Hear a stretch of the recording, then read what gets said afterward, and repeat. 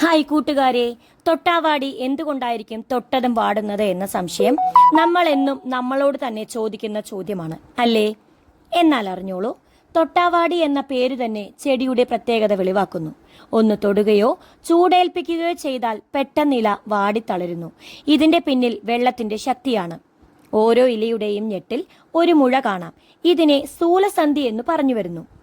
ഈ മുഴ വലിപ്പം കൂടിയ കോശങ്ങളാൽ നിർമ്മിതമാണ്. കോശങ്ങൾക്കിടയിൽ ധാരാളം ശൂന്യ സ്ഥലങ്ങളുണ്ട്. ഇലകൾ നിവർന്നു നിൽക്കുമ്പോൾ കോശങ്ങളിൽ നിറച്ച് വെള്ളമുണ്ടാകും. ഈ വെള്ളം മർദ്ദം കൊണ്ട് കോശങ്ങളെ ചീർപ്പിച്ചിരിക്കും. ഈ അവസ്ഥയിലാണ് ഇലകൾ നിവർന്നു നിൽക്കുക. ഒന്ന് തൊട്ടാൽ ഇലയിലൂടെ ഒരു സിഗ്നൽ താഴോട്ട് പായും. അത് മുഴയിലെത്തും. ഈ സിഗ്നൽ ഒരു ഹോർമോണാണ്. സിഗ്നൽ ഇലയുടെ അടിവശത്തുള്ള കോശങ്ങളിലാണ് പ്രവർത്തിക്കുക. അതുമൂലം കോശങ്ങളിലെ ജലം ശൂന്യ സ്ഥലങ്ങളിലേക്ക് പോവുകയും കോശങ്ങളുടെ ചീർപ്പ് നഷ്ടപ്പെടുകയും ചെയ്യുന്നു.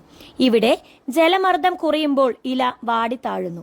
ഇലകൾ വാടിത്താഴുന്നത് ഒരു നിമിഷത്തിന്റെ 10 സമയം കൊണ്ടാണ്. ശേഷം 10 മിനിറ്റിനകം ഹോർമോണിന്റെ ഫലം നിർവീര്യമാകും. നഷ്ടപ്പെട്ട വെള്ളം വീണ്ടും കോശങ്ങളിലേക്ക് കയറി മർദ്ദം വർദ്ധിക്കുകയും ഇലകൾ വീണ്ടും നിവരുകയും ചെയ്യുന്നു. പുതിയൊരു ഇൻഫർമേഷൻ കിട്ടിയെങ്കിൽ ലൈക്കും സബ്സ്ക്രൈബും ചെയ്തോളൂ. നന്ദി.